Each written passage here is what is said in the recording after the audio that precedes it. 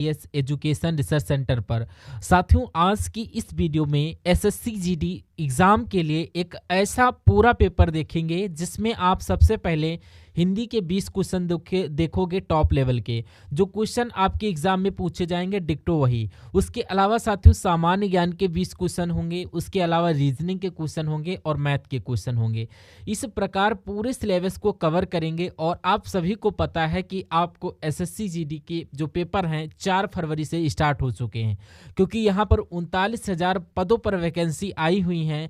अगर आप चाहते हैं कि यहाँ पर 39,000 पदों में से एक सीट पक्की करें तो आज से लेकर एग्ज़ाम तक इस एसएसडीएस एजुकेशन रिसर्च सेंटर पर जो भी एसएससी जीडी से रिलेटेड क्लास आएँ, जो भी आपको मैं क्वेश्चन दूं, वो आपको देखना है हर हालत में। मैं आपको वही कंटेंट दूंगा जो एग्ज़ाम के लिए सबसे महत्वपूर्ण है, जो आपके एग्ज़ाम में पूरी संभावना है। तो अगर आप चाहते हो कि इस बार एसएससी जीडी 2025 में सिलेक्शन लेना, तो इन सभी क्वेश्चंस को आप लोग देखिएगा और हिंदी के इसमें आपको 20 सवाल करवाने वाला हूं, जिसमें से आपका जो टारगेट रहना चाहिए वो 13 से 14 प्रश्नों का होना चाहिए। यानी कि हिंदी के 20 सवालों में से 13 से 14 सवाल आपको बिल्कुल सही करना। तो पहला सवाल है कि यहाँ पर शुद्ध वर्तनी वाला शब्द कौन सा है, यानी कि यहाँ पर तिरस्कार कैसे लिखा जाता है। जैसे आपका ऑप्शन नंबर सी में है, सेम ऐसे लिखा जाता है। अब आपसे पूछा जा रहा है साथियों, घृणा शब्द का समानार्थी शब्द क्या होता है। तो घृणा को हम लोग चाय थोड़ी ना कहते हैं, रिप भी नहीं कहते हैं, करी भी नहीं बोलते हैं, इसको नफरत बोला जाता है, जिनका आंसर है बिल्कुल करेक्ट। धमकी देते हुए बदमाश लोगों को डैश रहा था, ताव रहा था, देख रहा था, घूर रहा था या झांक रहा था। तो यानी कि खाली जगह में कौन सा शब्द आएगा। मैं कह सकता हूं कि धमकी देते हुए बदमाश लोगों को घूर रहा था, यानी कि जो बदमाश था वो लोगों को घूर रहा था और धमकी दे रहा था। मैं कहूंगा राइट आंसर आपका ऑप्शन नंबर सी के साथ। अगला सवाल है आपसे मधुर का विलोम पूछा जा रहा है। मधुर की अगर विलोम की बात करें तो यहाँ पर अम्ल नहीं होगा, यहाँ पर कटु हो जाएगा। आप लोग याद रखेंगे। आंसर अगर आपका ऑप्शन नंबर बी है तो बिल्कुल करेक्ट है। उसके बाद देखिए आपसे पूछा जा रहा है यहाँ पर कि दिए गए वाक्य में रेखांकित अंश को प्रतिस्थापित करने के लिए सबसे उपयुक्त विकल्प का चयन करिए। यानी कि इस ताकतवर शब्द की जगह पर हम लोग कौन सा शब्द लिख सकते हैं। भारत एक ताकतवर देश है, ये होना चाहिए, या भारत एक दुर्बल देश है, या भारत एक शक्तिशाली देश होना चाहिए, या भारत एक अविकसित देश है, या भारत एक अप्रभावशाली देश है। तो ताकतवर की जगह पर कौन सा शब्द आना चाहिए। तो यहाँ पर शक्तिशाली आना चाहिए। राइट आंसर जिनका ऑप्शन नंबर बी है बिल्कुल करेक्ट। बहुत बढ़िया, वेरी गुड क्लास। अब मध्य रात्रि के समय को क्या बोला जाता है। साथियों, अगर आपने इस वीडियो को अभी तक लाइक नहीं किया है तो प्लीज़ तुरंत वीडियो को लाइक करिए। और अगर चैनल पर जो लोग नए हैं और अभी तक आप लोगों ने चैनल को सब्सक्राइब नहीं किया है तो प्लीज़ चैनल को तुरंत सब्सक्राइब कर लीजिए। मैं आपको डेली 1-2 वीडियो आपको डेली प्रोवाइड कराता रहता हूं, जिसमें लगभग 80 सवाल रहते हैं। जिस टाइप की एग्ज़ाम में आपके क्वेश्चन पूछे जाते हैं ठीक उसी प्रकार से मैं आपको सवाल करवाता हूं। तो मध्य रात्रि के समय को क्या बोला जाता है साथियों, यहाँ पर निषीध बोला जाता है। ये क्वेश्चन बहुत टॉप लेवल का है, आप लोग ध्यान रखेंगे। तो चलिए बढ़ते हैं। अगले नंबर का सवाल आपकी स्क्रीन पर साथियों बोला जा रहा है कि आजकल वहाँ काफ़ी सरगर्मी है, दृष्टिकोण है, वायवी है, दिखती है, यह संभावित है। तो मैं आपको बता दूं कि यहाँ पर आजकल काफ़ी सरगर्मी दिखती है, ये आपका वर्ड है, यहाँ पर राइट सटीक बैठता है। अब शुद्ध वर्तनी वाला शब्द में यहाँ पर उज्जवल आपको कैसा लिखा जाएगा। मैं आपको कई बार बता चुका हूँ कि 2 बार आधा जा आएगा और वह आएगा। तो ऐसा ऑप्शन नंबर ए में लिखा हुआ है। Right answer option number A के साथ। अब इसका उत्तरदायित्व तो मेरे ऊपर है साथियों।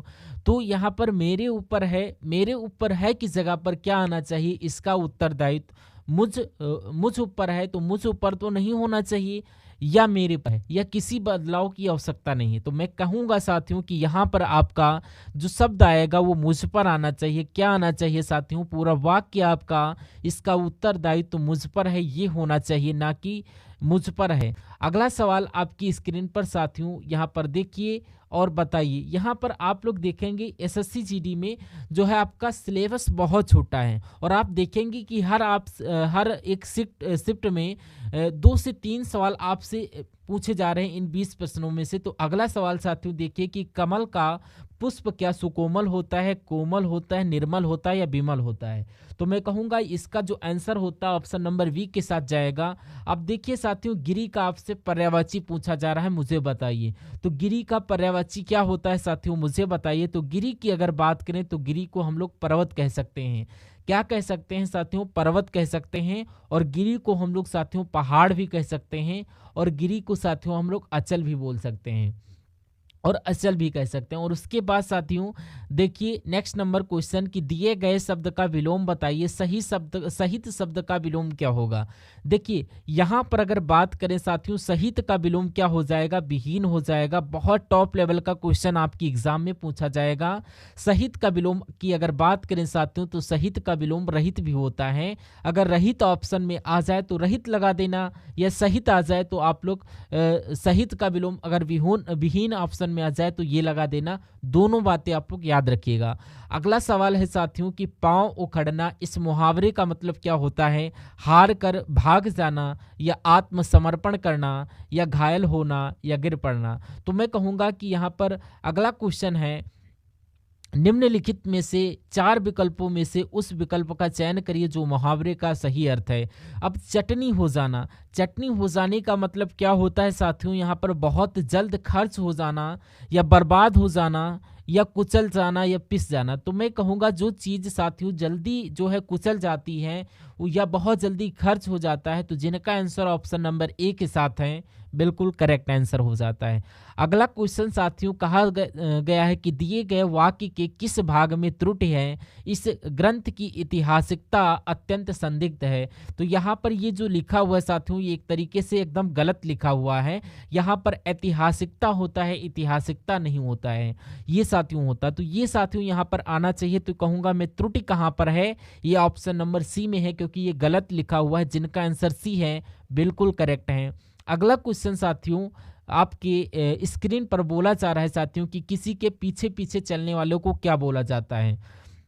अब देखिए साथियों, अगर यहाँ से SSDS एजुकेशन रिसर्च सेंटर से अगर आप कुछ दिन से क्लासेस लेना चाहते हैं, तो मैं आपको उस मुकाम तक पहुँचा देना चाहता हूँ कि आप साथियों जो ठान चुके हो, मेरा मानना है कि आप हर एक ग्रामीण इलाके से बिलोंग करते हो, तो हर एक घर में एक सरकारी नौकरी ज़रूर होना चाहिए कम से कम।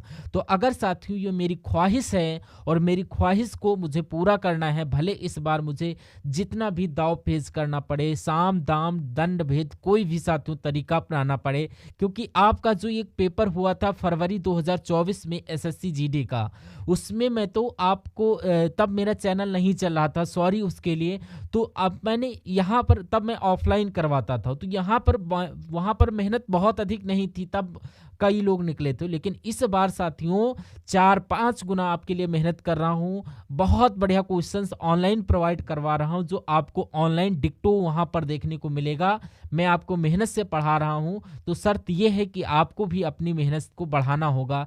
यानी कि डेली 2 वीडियो आपको मिलती है SSC GD की, वो आपको घोल कर पी जाना है। वाकई में अगर आप SSC GD 2025 के फाइनल लिस्ट में अपना रोल नंबर देखना चाहते हैं। अगला सवाल है साथियों, किसी के पीछे पीछे चलने वाले को अनुगामी बोला जाता है, यानी कि जिनका आंसर ऑप्शन नंबर डी है वो बिल्कुल करेक्ट हो जाते हैं। नेक्स्ट नंबर का क्वेश्चन आपकी स्क्रीन पर प्रेजेंट हो रहा है साथियों, कह रहा है कौन सा विलोम युग सुमेलित नहीं है। अब यहाँ पर आपसे पूछे कि अवनत का विलोम उन्नत होता है, बिल्कुल सही। अकाम का विलोम सकाम होता है, बिल्कुल सही।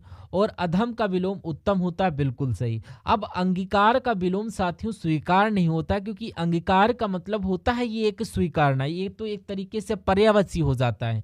तो अंगीकार का मतलब अस्वीकार आना चाहिए। तो मैं कहूँगा ये वाला विलोम युग स्वयलित नहीं है, तो यही आपका बिल्कुल सही जवाब हो जाता है। अब सही वर्तनी वाले शब्द का नेक्स्ट क्वेश्चन में चयन करना है, यानी कि साथियों यहाँ पर आपको कैसे लिखा जाएगा, एक तरीके से आपको देखना है कि ईर्ष्यालु कैसे लिखा जाता है। तो एक तरीके से मैं बता दूं, जैसे आपका ऑप्शन नंबर सी में दिख रहा है, सेम इट इज आपको ऐसे लिखना होगा। अब अगला क्वेश्चन है, सवाल ये है कि अंधेर करना, इस मुहावरे का मतलब फटाफट बता दीजिए क्या आपका सही जवाब होगा। देखिए अंधेर करने का मतलब होता है अन्याय करना। अब अन्याय करना इसका मतलब हो जाएगा, आंसर आपका जाएगा ए के साथ।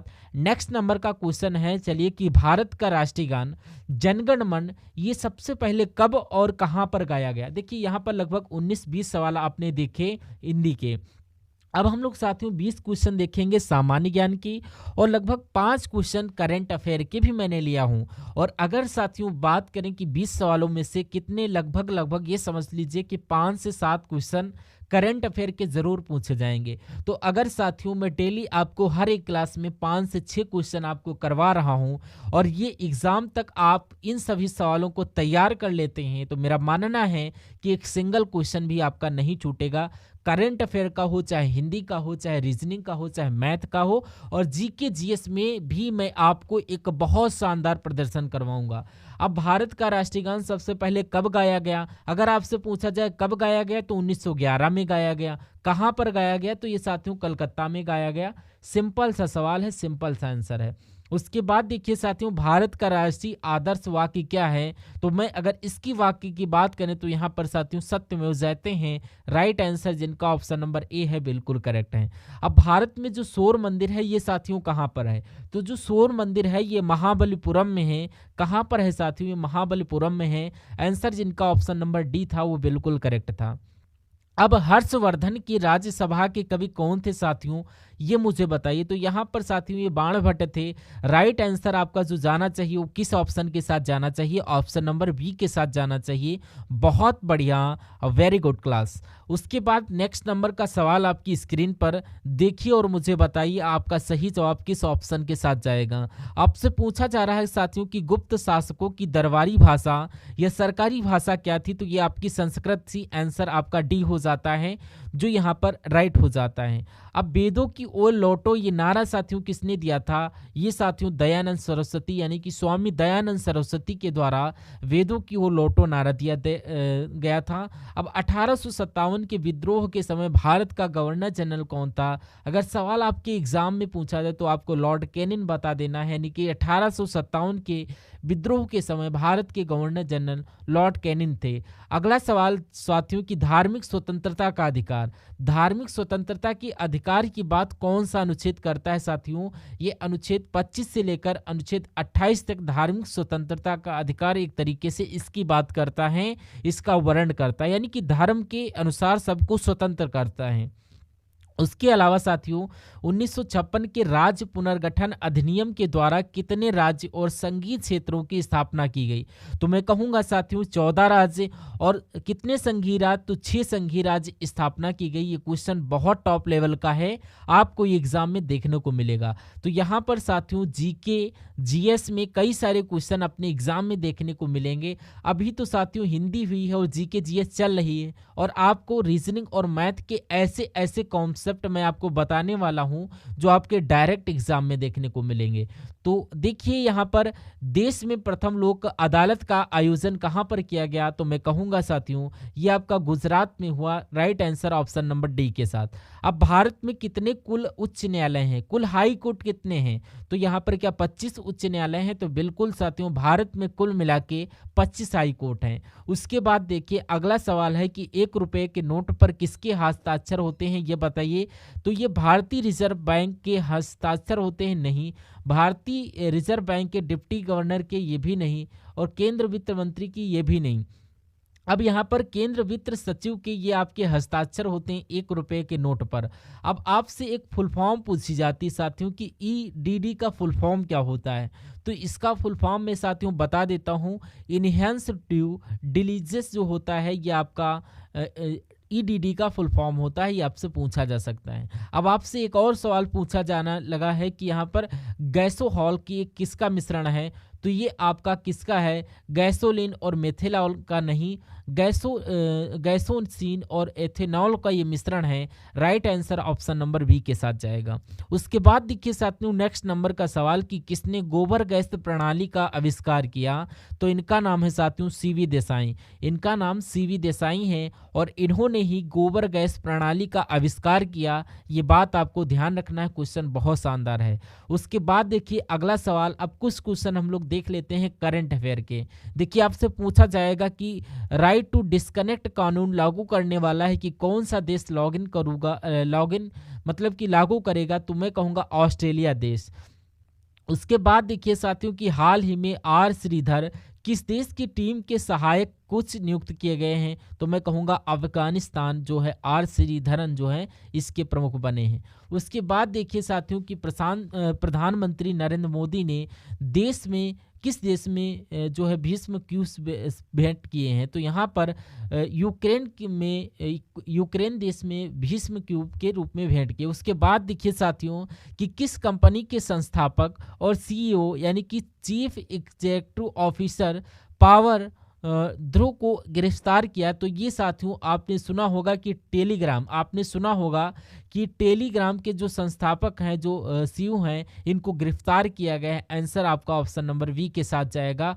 अब किस देश के विदेश मंत्री संयुक्त आयोग की बैठक में भारत आए हैं? तो मैं बात करूं ब्राजील, आपका राइट आंसर होगा। बिल्कुल साथियों, ब्राजील देश के विदेश मंत्री संयुक्त आयोग की बैठक के लिए भारत आए हैं।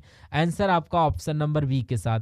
तो यहाँ पर साथियों अब आपके रीजनिंग के सवाल स्टार्ट हो जाएंगे। अब यहाँ पर रीजनिंग के सवाल होने के बाद हम लोग मैथ के क्वेश्चंस देखेंगे।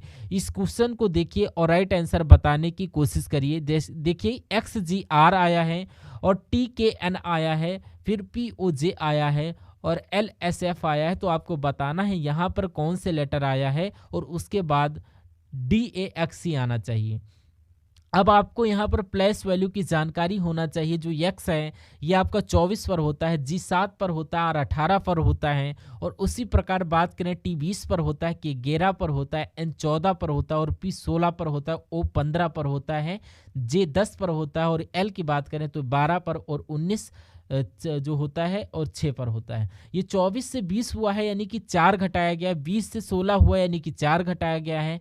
तो 12 में 4 घटाएंगे साथियों कितना आएगा? 8 आएगा। यानी कि 8 पर क्या होता है? H होता है। आप देख रहे हैं H आपका यहाँ पर है और यहाँ पर है, कोई दिक्कत नहीं। 7 से 11 हुआ है, 4 बढ़ा है, 7 से 15 हुआ है, 4 बढ़ा है।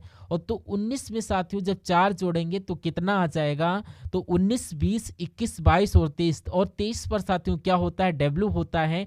यानी कि HW कहाँ पर लिखा हुआ है? ये आपका यहाँ पर है और ये आपका यहाँ पर। तो ये साथियों 18 से 14 हुआ है और 10 से 6 और यहाँ पर 2। तो 2 पर साथियों B होता है। तो HWB आपका कहाँ पर लिखा हुआ है? ऑप्शन नंबर बी में लिखा हुआ है। यही आपका बिल्कुल करेक्ट आंसर हो जाता है। बहुत बढ़िया, वेरी गुड क्लास। चलिए साथियों, अब नेक्स्ट नंबर का क्वेश्चन आपकी स्क्रीन पर है। जैसे कि 23 को 168 लिख लिया गया है, वैसे आपको 16 पर क्या लिखा जाएगा? इतनी सी छोटी बात आपसे पूछी जा रही। देखिए साथियों, 23 से हम किसकी गुणा करें, किस संख्या की गुणा करें कि लगभग 168 आ जाए या 168 के नज़दीक आ जाए? तो अगर 23 की गुणा हम लोग साथियों 7 से करते हैं तो 7 रुक 21 और 7 दूना 14 और ये 16। तो इसकी अगर गुणा 7 से करें तो 161 आ जाएगा और उसमें हम साथियों 7 ही नंबर प्लस कर देते हैं तो ये आपका मुझे नंबर मिल जाता है 168। और उसी प्रकार अगर हम 16 की 7 से गुणा करें तो 16 सत्ती 112 और 112 में कितना जोड़ दें? तो इसमें साथियों 7 जोड़ा है तो 112 में 7 जोड़ें तो आपका 119 आ जाएगा। तो क्या 119 यहाँ पर आएगा? अगर ऑप्शन में 119 है तो बिल्कुल आएगा और बिल्कुल ऑप्शन नंबर बी में राइट आंसर आपका हो जाता है। अगला सवाल साथियों देखिए, अब यहाँ पर आपको लॉजिक पहचानना है। अब लॉजिक आप पहचान है तो इससे बढ़िया कोई बात नहीं होती है। नेक्स्ट नंबर का सवाल है, आपसे पूछा जा रहा है कि खाली जगह जो आपको दिख रही है यहाँ पर कौन सा चित्र आएगा? ए वाला, बी वाला, सी वाला या डी वाला? तो चलिए सबसे पहले अगर बात करते हैं, ये जो सर्किल है, ये सर्किल साथियों ऐसे करके कंप्लीट होगा, ये सर्किल ऐसे करके कंप्लीट होगा और ऐसा आपका कहाँ है?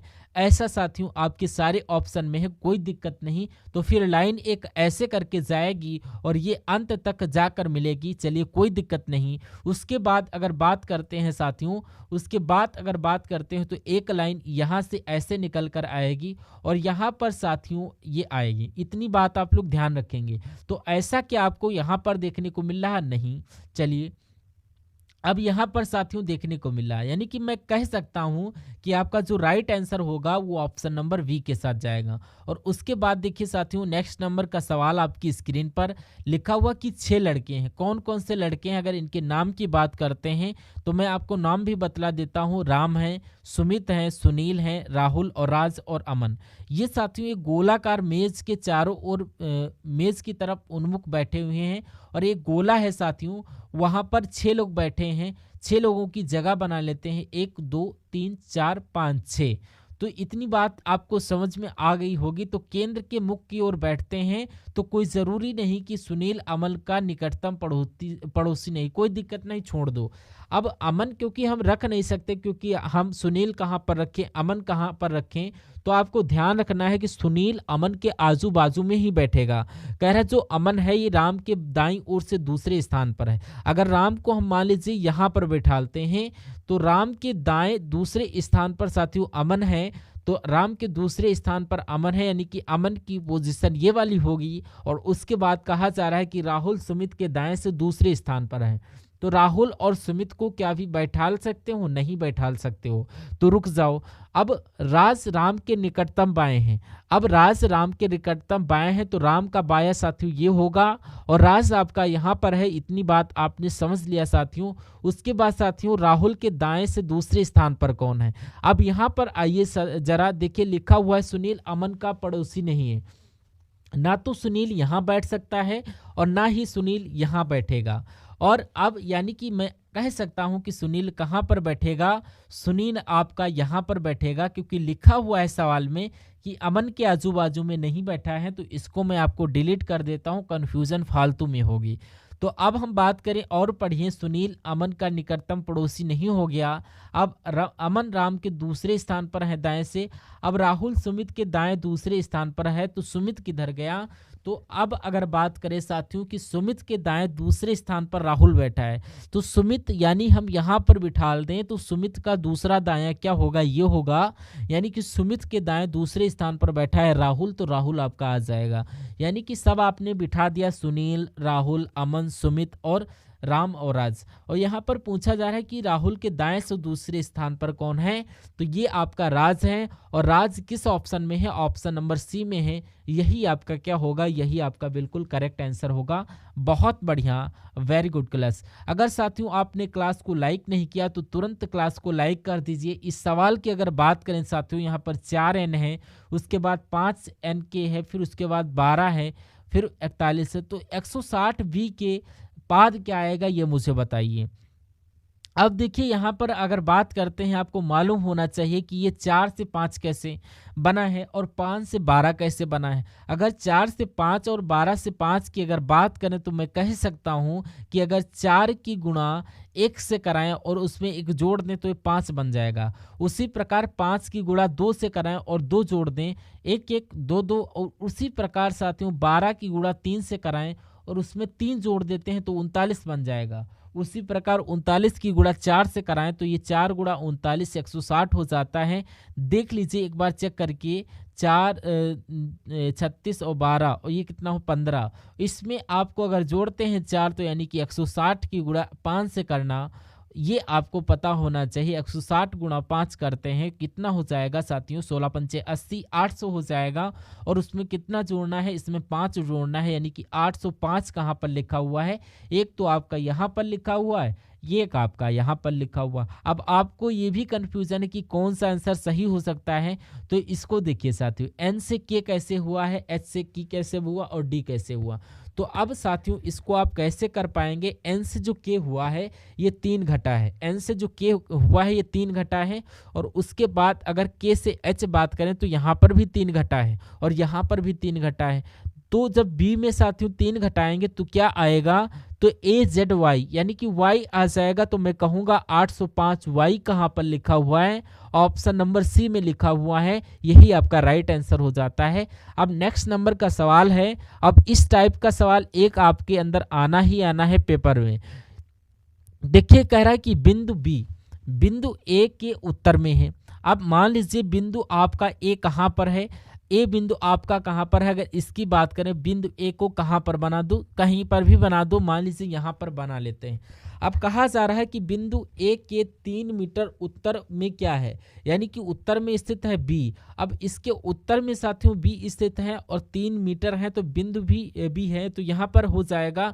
अब कह रहा है बिंदु सी, ये बी के पश्चिम में है, बी के पश्चिम में है। इसको थोड़ा सा नीचे करके बनाता हूँ, थोड़ा सा, और थोड़ा सा छोटा छोटा बनाएंगे ताकि सवाल अच्छी प्रकार से हो जाए। अब मान लीजिए ए आपका ए हो गया, मान लीजिए ये आपका ए हो गया, और उत्तर में आपका क्या है, बी है। और उसके बाद कह रहा है कि बिंदु ए है, ये आपका बिंदु डी के पूरब जो है ये आपका 7 मीटर है। देखिए यहाँ पर सवाल को पढ़ लीजिएगा बेटर तरीके से, तब सॉल्व करना। ये आपका कुछ ऐसे हुआ, थोड़ा सा इसको इरेज कर देता हूँ, क्योंकि ये आपका यहाँ से फिर वहाँ से मुड़ के ये आपका जो है मुड़ करके अब यहाँ से पूरब में 7 मीटर चलेगा। अब यहाँ से बिंदु ई आएगा। अब साथियों आपको करना क्या है, अब यहाँ से बिंदु ई के संदर्भ में आपको क्या करना है, आपको ई के संदर्भ में निम्नलिखित में से किस दिशा में है, आपको बिंदु ई से अगर देखें बिंदु ई को, तो ये किस दिशा में है, तो अगर बात करें साथियों, मान लीजिए ये आपको इसी दिशा में है टेढ़ा करके, तो आपका ये पूरब हो जाता है, ये आपका दक्षिण हो जाता है। ये वाली अगर दिशा पूछे तो पूरब दक्षिण आपको बताना है, दक्षिण पूरब आपको बताना है, कुछ भी बता दे सकते हो। तो ये आपका कहाँ पर लिखा हुआ है, ऑप्शन नंबर ए में लिखा हुआ, जिनका आंसर ए है, मैं कहूँगा बिल्कुल करेक्ट है। अगला सवाल आपके क्वेश्चन में है, अगर हो सकता आ जाए, आप एक पुलिस अधिकारी हैं और आपके पास कोई समस्या आती है और आप अपने वरिष्ठ से कैसे क्या हैंडल करेंगे। आप क्या करेंगे, अपने वरिष्ठ से पूछेंगे, मामले की जांच करेंगे, अगर सच है तो उसकी जांच पड़ताल करेंगे और जांच करके सबूत इकट्ठा करके उच्च अधिकारी के पास जाएंगे। आप जांच करेंगे और सबूत इकट्ठा करेंगे, उच्च अधिकारी के पास जाएंगे। ये आपका करेक्ट जाता है। अब नेक्स्ट नंबर का सवाल है, कहा जाता है कि 4 संख्याएं युग्म है 1 2 3 4। अब इसमें से 3 एक निश्चित तरीके से समान है और एक ऑप्शन अलग है। उस संख्या युग्म का चयन करिए जो शेष से भिन्न है, यानी कि सबसे विषम आपसे यहाँ पर पूछा जा रहा है। सबसे विषम की अगर बात करें साथियों, 195, 544, 251, 877, ये एक विषम संख्या है, ये भी एक विषम संख्या है। लेकिन इस संख्या की अगर साथियों हम बात करते हैं, जो आपकी है इस संख्या का जो अंतिम वाला जो नंबर है, वो जिस संख्या का अंतिम वाला नंबर 2 से कट रहा है वो सम होता है, और नहीं करता तो विषम।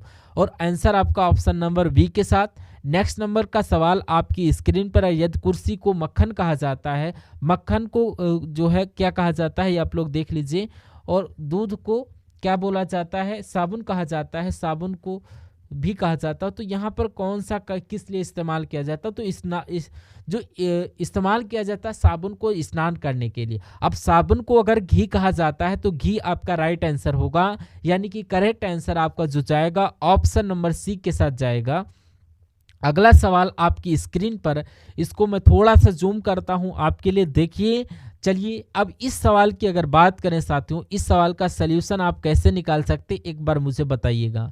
देखिए, विवेक, लक्ष्मण, कमल और मोहन, रमेश नाम के 5 कारों की गति की तुलना की गई, यानी कि इन सब लड़कों के पास एक एक कार है और कहा जा रहा है कि विवेक की गति एक कार से अधिक है। और यानी कि मैं कह सकता हूं कि मान लीजिए साथियों कि एक यहाँ पर एक व्यक्ति है, एक व्यक्ति से सिर्फ अधिक तेज कौन चल रहा है, ये विवेक चल रहा है, ये एक कार से अधिक है। तो विवेक की पोजीशन यहाँ पर होगी, कहाँ पर होगी, ये आपकी विवेक की पोजीशन यहाँ पर होगी। और इसके बाद में यहाँ पर कोई नहीं आएगा, बाकी सब इसके पहले आएंगे। अब यहाँ पर रमेश की गति 4 कारों से अधिक है, तो यहाँ पर बात करते हैं रमेश की गति 4 कारों से अधिक है, तो 1 2 3 ये तीसरा, और ये आपका 1 2 3 और ये आपका चौथा, यानी कि रमेश साथियों यहाँ पर आएगा। तो रमेश की गति साथियों सबसे तेज है, क्योंकि 5 लोग टोटल थे। कितने थे टोटल? 5 लोग थे, और ये साथियों 5वें नंबर पर थे, यानी कि सबसे पहले जो है, क्योंकि इसके बाद 1 2 3 4 5 लोग तो हो गए, यानी कि रमेश की गति सबसे ज़्यादा, ये 4 कारों से अधिक है। मोहन की गति विवेक से अधिक है। अब मोहन की गति है ये विवेक से अधिक है, तो विवेक से पहले आ जाएगा मोहन, और विवेक से अधिक है लेकिन कमल और रमेश से कम है। ये कम है, तो रमेश और कमल से कम है तो ये यहाँ पर आएंगे। अब बचा कुछ साथियों एक, एक यहाँ पर आ जाएगा लक्ष्मण। और कहने का मतलब कि कितनी कारों की गति मोहन की गति से कम है, तो ये आपको याद रखना है कि मोहन की गति से कितनी कारों की गति कम है। तो अगर बात करें साथियों यहाँ पर 2 कारों की गति जो मोहन के कारों की गति से कम है, तो 2 यहाँ पर आपका बिल्कुल सही जवाब हो जाता है। बहुत बढ़िया, वेरी गुड क्लास। अगला सवाल आपकी स्क्रीन पर, इस सवाल को देखिए और मुझे बताइए इस सवाल का सही जवाब आपके किस ऑप्शन के साथ जाएगा। ये क्वेश्चन मुझे बहुत बढ़िया लगता है क्योंकि इसमें बहुत ज़्यादा कुछ करने को होता नहीं है। लिखा हुआ 3, 8, 1 का अर्थ है हरी इज ऑनेस्ट। अब 1, 2, 6 का मतलब है शशि इंटेलिजेंट और 9, 4, 8 का मतलब हरी शुड गो।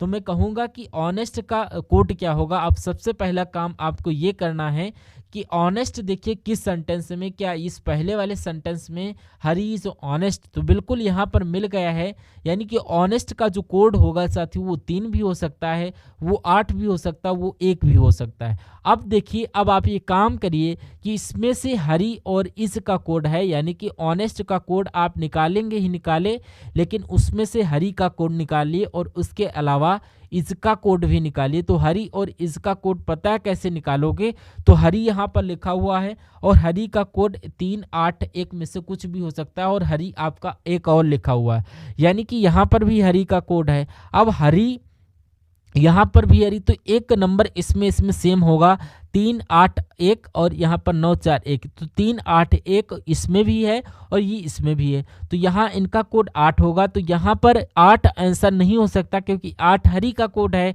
तो यहाँ पर इज का कोड क्या है, तो इज का कोड यहाँ पर है, यानी कि इसमें और इसमें से एक सेम होगा। तो एक भी आंसर नहीं हो सकता क्योंकि एक इज का कोड है, बच्चा क्या 3, और 3 ओ ऑनेस्ट का कोड होगा। तो मैं कहूँगा 3 कहाँ पर है, ऑप्शन नंबर ए में है। यही आपका बिल्कुल करेक्ट आंसर हो जाता है। बहुत बढ़िया, वेरी गुड क्लास। अब नेक्स्ट नंबर का सवाल आपकी स्क्रीन पर देखिए, मुझे बताइए राइट आंसर क्या होता है। आपके एग्जाम में पूछा जाएगा कि कुछ विद्यार्थियों की एक पंक्ति में भाषा दाएं छोर से 532 स्थान पर है। यानी कि बात करें कि दाएं छोर से आशा नाम की एक लड़की है और ये आपकी आशा है, ये 532वें स्थान पर है साथियों दाईं तरफ से। यानी कि कह रहा है कि इसको बाएं छोर से अगर काउंट करते हैं जो इसका स्थान है वो यहाँ पर क्या आता है, वो आपका 462 आता है। कितना आता है, 462। अब उक्त पंक्ति में व्यक्तियों की कुल संख्या क्या है। अब देखिए, अगर ऐसा सवाल आपके सामने आए कि कोई एक लड़की है या कोई एक लड़का है या कोई आदमी या औरत है, कुछ भी आ जाए, अगर कहा जाए कि दाईं तरफ से इसको काउंट करते हैं तो ये इतने नंबर पर आता है, अगर बाईं तरफ से इसको गिनते हैं तो ये इतने नंबर पर आती है। तो पता है इन दोनों संख्या को जोड़ दो और उसमें से टोटल में से एक घटा दो, जो संख्या आएगी वही आपका आंसर होगा। यानी कि पंक्ति में कुल व्यक्तियों की संख्या कितनी है, कितनी टोटल आपको एक तरीके से व्यक्ति लेना है, तो ये संख्या आप निकाल सकते हैं। इन दोनों को जोड़ो, 532 में से 501 निकालते हैं, मतलब एक जाएगा 531 प्लस 462 कितना हो जाएगा, मैं कहूँगा साथियों 993 हो जाएगा। और 993 कौन से ऑप्शन में है, ऑप्शन नंबर टी में। उसके बाद देखिए नेक्स्ट नंबर का सवाल आपकी स्क्रीन पर देखिए, मुझे बताइए सही जवाब आपका किस ऑप्शन के साथ जाएगा। देखिए अब साथियों, अगर आप चैनल पर नए हैं और चैनल को अभी तक सब्सक्राइब नहीं किया तो तुरंत चैनल को सब्सक्राइब कर लीजिए, क्योंकि ये SSTS एजुकेशन रिसर्च सेंटर आपकी एग्ज़ाम को एकदम चकनाचूर कर देगा।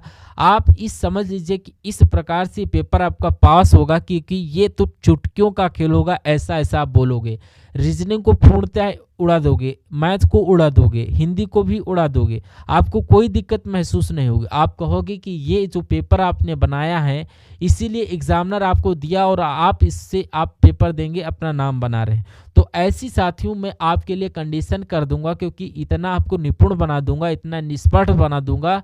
और देखिए यहाँ पर अगर बात करें कि M N का भाई है, बहुत ध्यान से देखिएगा क्या कहा गया है कि M जो है ये N का भाई है और N का भाई है M। चलिए अब यहाँ पर उसके बाद कहा गया कि O का पिता N है। O का पिता साथियों क्या है, O का पिता साथियों N है। इतनी बात आपको याद आ गई होगी। और उसके बाद कह रहा है कि P की माँ, यानी कि O जो है ये P की माँ है और O जो है ये P की माँ है। ये आपको याद रखना है, ये एक तरीके से पी की माँ हो जाएंगी, पी की। और लेकिन उसके बाद कहा जा रहा है कि ओ पी की माँ है जिसका विवाह क्यों से हुआ। यानी कि हमेशा किसी जिसका आ जाए तो दो चीज़ें आपको यहाँ पर लिखी होंगी, जो बाद वाला है उसके बारे में बताया गया। जिसका विवाह क्यों से हुआ, यानी कि पी का विवाह क्यों से हुआ है, तो किससे हुआ है, ये पी का विवाह क्यों से हुआ है, तो ये साथियों क्यों से हुआ है। चलिए कोई दिक्कत नहीं। अब ये दोनों कौन है और आपस में एक तरीके से भाई हैं कह सकते हैं। ये दोनों पति पत्नी हैं। पी की माँ क्यों है और क्यों का पिता एन है, इतनी बात अभी हुई है खाली। अब उसके बाद लिखा हुआ है कि आर का पुत्र क्यों है और आर का पुत्र क्यों है, तो यहाँ पर आर का पुत्र क्यों हो जाता है, तो मैं कह सकता हूँ कि ये क्यों हो जाता है। अब चलिए कोई दिक्कत नहीं। अब उसके बाद क्या कहा जा रहा है कि आर का पुत्र क्यों है, एन का पिता एस है, तो एन का पिता क्या हो जाएगा, एस हो जाएगा, और टी से विवाहित है। चलिए अब एन का पिता जो एस है ये साथियों टी से विवाहित है, यानी कि ये आपको याद रखना है। अब एन का पिता जो है एस है और ये साथियों टी से विवाहित है, यानी कि टी माता है। और कह रहा है कि टी का ओ से क्या संबंध है, ओ क्या कहेगा टी को, तो ओ की अगर बात करें साथियों, ओ क्या कहेगा टी को, तो ओ क्या कहेगा टी को, ये आपको कुल मिलाकर यहाँ पर पूछा गया है, ये आपको याद रखना है। तो यहाँ पर बात करते हैं, यहाँ पर साफ साफ आप देख रहे हैं कि ओ क्या कहेगा टी को, ओ की ये पिताजी हैं और पिताजी के पिताजी ये हैं, तो ओ के पिताजी ये हैं, तो मैं ये काम करिए कि ये ओ का पिता है और ये इनकी माता है। तो मैं कह सकता हूँ कि ओ के पिता की माता, यही तो होगा कि ओ की पिता की माता कहाँ पर लिखा हुआ है, ये ऑप्शन नंबर सी में लिखा हुआ है। ये आपके नहीं होंगे, आंसर आपका जो जाएगा ऑप्शन नंबर सी के साथ जाएगा। अगले नंबर का सवाल है कि आपके पिता अस्पताल में भर्ती हैं और आपको छुट्टी नहीं मिल रही है क्योंकि आपको कुछ आपातकालीन कर्तव्य सौंपे गए, आप क्या करेंगे। आप अपने पिता के पास पहुंचेंगे ही पहुंचेंगे, या अपने कर्तव्य का पालन करेंगे, या अपने पिता के स्वास्थ्य के बारे में नवीनतम जानकारी लेंगे, या छुट्टी पर हो जाएंगे। तो मैं कहूँगा सबसे बढ़िया जो आंसर जाएगा ऑप्शन नंबर वी के साथ जाएगा। अगला सवाल आपकी स्क्रीन पर देखिए, मुझे बताइए कि राइट आंसर क्या होता है। देखिए यहाँ पर अगर बात करें साथियों, इसको मैं साथियों आपके लिए थोड़ा सा बड़ा कर देता हूँ। ये आप लोग देखिए कि यहाँ पर 242 है और 242 के बाद 215 आ गया, उसके बाद 125 आ गया। अब आपको बताना है कि यहाँ पर कौन सा नंबर आएगा, उसके बाद 26 आना चाहिए और उसके बाद 7 ही आना चाहिए। ये साथियों एक तरीके से बात करें तो 243 है, सॉरी 342 है, और ये 215। अगर साथियों ये 343 हो जाए और ये 216 हो जाए तो मैं कह सकता हूँ कि ये तो 7 का क्यूब हो जाएगा 343, और ये साथियों 6 का क्यूब हो जाएगा 216, और ये साथियों अगर 125 हो जाए तो मैं कहूँगा 5 का क्यूब हो जाएगा, यानी कि 7 का क्यूब, 5 का क्यूब, 6 का क्यूब। तो यहाँ पर साथियों इजीली 4 का क्यूब हो जाएगा, और 4 का क्यूब 64। सब में एक एक कम हो रहा, 216 में एक घटाया गया, 125 में एक घटाया गया, तो यहाँ पर एक घटाएंगे तो 63 आएगा। तो मैं कहूँगा आपका जो आंसर खाली जगह में आएगा वो 63 आएगा। ये आपका ऑप्शन में भी है, तो जिनका ऑप्शन नंबर में भी आंसर है वो बिल्कुल करेक्ट हो जाते हैं। अब ये साथियों 3 का क्यूब हो जाएगा, 27 आना चाहिए, 26 है। इसी प्रकार ये 2 का क्यूब आ जाएगा, 8 का क्यूब 7 है। तो कुल मिला के ये कॉन्सेप्ट आपको कैसा लगा, तो अगर अच्छा लगा है तो आप लोग एक बार कमेंट सेक्शन में ज़रूर बताइएगा। अगला सवाल है कि 4 शब्दों में से 3 किसी प्रकार एक समान है और एक बिल्कुल अलग है, उस शब्द का चयन करिए जो अन्य से भिन्न है। चलिए, चावल, मक्का, बाजरा, गेहूं, यानी अब इनको पता है कैसे आप खरीफ की फसलें अलग करेंगे और रबी की फसलें अलग करेंगे। चावल की अगर बात करते हैं, ये तो साथियों खरीफ की फसल है और ये साथियों खरीफ की फसल है। अगर बाजरे की बात करते हैं तो ये भी आपकी खरीफ की फसल है। अगर गेहूं की बात करें तो ये साथियों रबी की फसल होती है। कौन सी फसल होती है, ये आपकी रबी की फसल होती है। मैं कहूँगा सबसे विषम और सबसे अलग जो है ऑप्शन नंबर डी वाला है, और यही आपका बिल्कुल करेक्ट आंसर हो जाता है। अब यहाँ पर साथियों आज का सेशन यहीं पर एंड करते हैं। मैथ के सेशन को हम देखेंगे नेक्स्ट पार्ट में, क्योंकि वीडियो लॉन्ग हो जाता है तो अपलोडिंग में प्रॉब्लम लेने लगती है, उसके लिए सॉरी।